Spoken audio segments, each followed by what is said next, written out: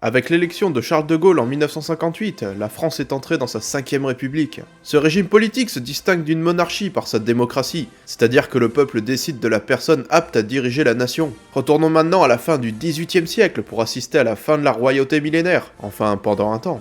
Surprise, motherfucker! Et à son remplacement par la jeune et fragile Première République.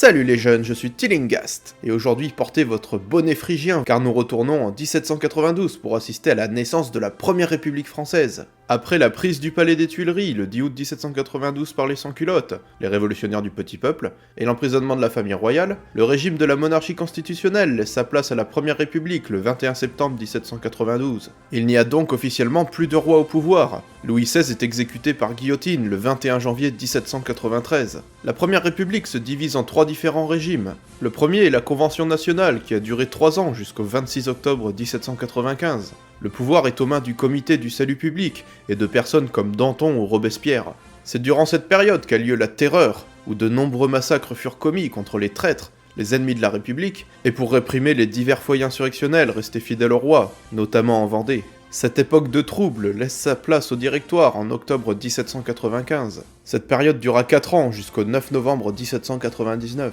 Le Directoire est fondé par la Constitution de l'an 3. Oui, le calendrier a aussi changé et commence désormais en 1793. Donc l'an 3 correspond à 1795. Le pouvoir est maintenant exercé par 5 directeurs et 2 assemblées élues. Il est renversé par un certain Napoléon Bonaparte lors de son coup d'état du 18 Brumaire an 8. Nous arrivons ensuite au consulat, qui durera jusqu'au 18 mai 1804. Pendant cette période, la France est dirigée par 3 consuls. Cependant, Bonaparte devient vite premier consul, puis consul à vie en 1802. Il met alors un terme au consulat en fondant le Premier Empire le 18 mai 1804.